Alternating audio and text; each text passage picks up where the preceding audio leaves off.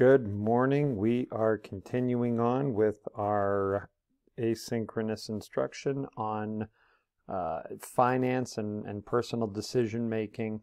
Recently we talked about careers and budgeting. Well, now we're going to transition to a more practical application of this, keeping your money safe.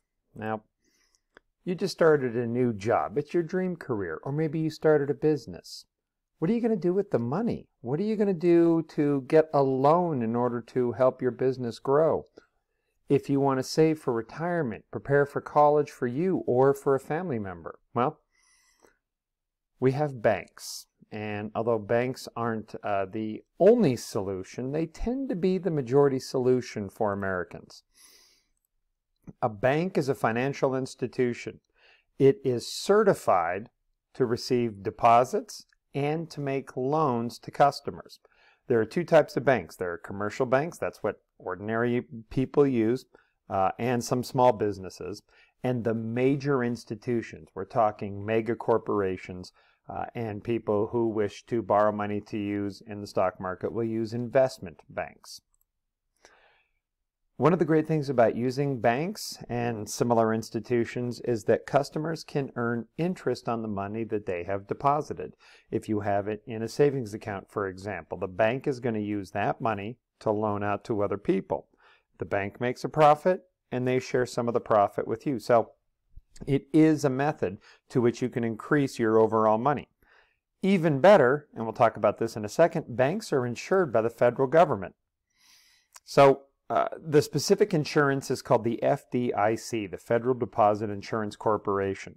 So if something bad happens to the bank, there's wrongdoing by the management, or the bank goes bankrupt, the government will issue you a check up to $250,000 for the money you have lost. Now, if you have $1 million in the bank, you're not going to get $1 million back through the Fdic. But the advantages are pretty clear. But there are some problems. Of course, banks are a profit institution, so they're going to have banking fees. They tend to be pretty high, and banks tend to see people just like McDonald's sees people. As customers, they need to get through quickly. And for these large multinational corporations, they don't really seem all that concerned about taking care of your needs. Now, there are some alternatives to our banking system. If you don't want to go the banking route, you can go to an S&L, a savings and loan. It's a specific bank that focuses on loans for small businesses, for home purchases, but they tend to be very limited in what they offer. Locally, we see credit unions. These are nonprofit banks. They're actually owned by the customers.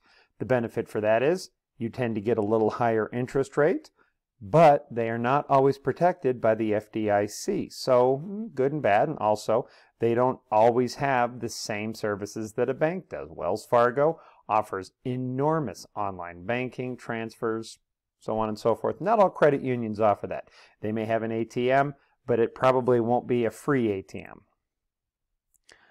Banks and other institutions offer the following: direct deposit. So your business can, if you're an employee, simply provide a paycheck directly into your account. Same thing with tax refunds or other government services. Governments can provide you payments that you are owed directly into your account, so you don't have to go down to the bank and deposit it. ATM cards you're pretty familiar with. It allows you to not only access money at an automatic machine, a bank machine, at your facility, but other facilities for a fee. But those ATM cards also tend to double as a debit card. Essentially, it's like a check on the go. It's a bank card that is like a credit card. The only difference is in a credit card, it's borrowing money from a bank. A debit card is taking the money from your account and immediately paying the person that you're giving the expense to. So debit cards allow you to immediately withdraw the money from your account to pay whoever you need to. Some other bank services, and we tend to see this especially with debit cards, overdraft.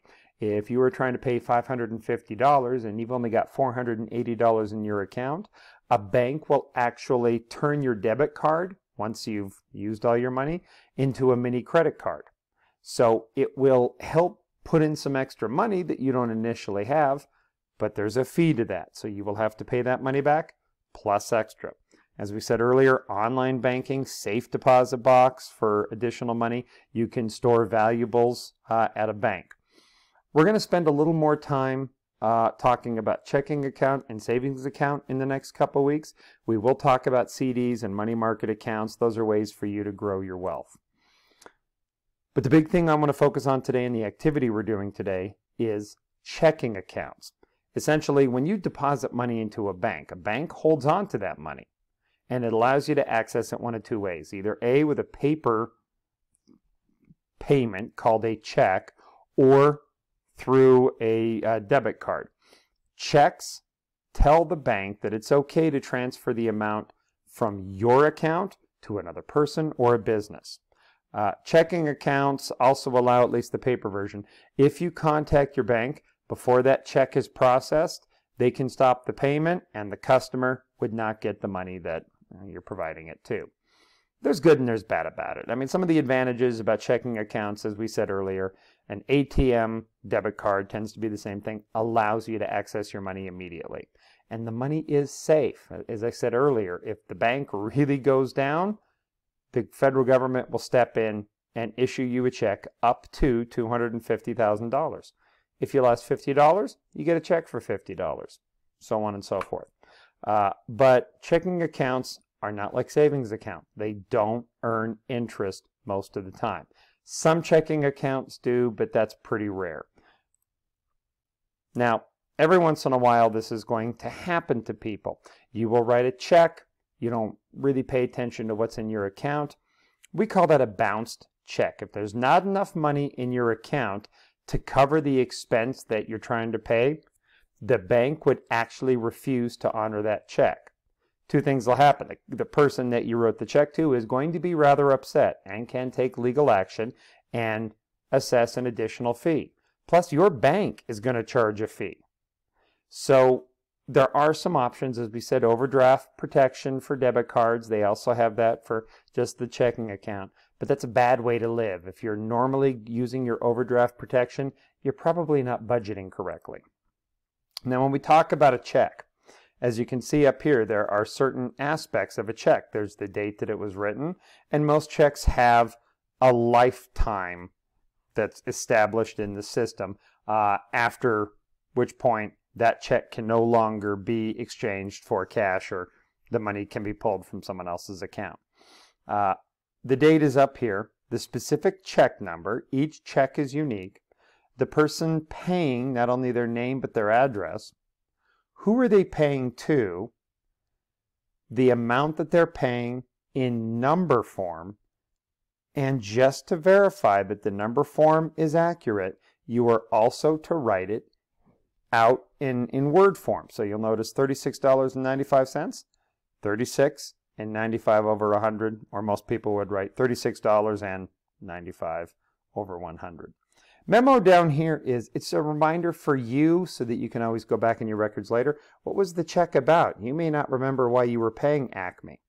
But to make it official, the person who controls the checking account, it's your account, you have to sign it. It is essentially like a mini contract where you are authorizing the bank to transfer your money to another account. Now, this is important over here. If you're depositing a check, the person depositing will sign the back of the check. If you're unfamiliar with this, get with a parent. They'd be more than happy to show you, in most cases, how checks work. We're going to do a little bit of this in class today and on Monday. Down here not only includes your specific checking account number, but routing information and other information that the bank needs in order to figure out whose account am I pulling from and where am I putting it into. So, for example, if we have a check for $857.19, when we actually go out to write out the full amount, notice that 857.19 over 100. It does say draw a line from the end of the 100 to the end of the line.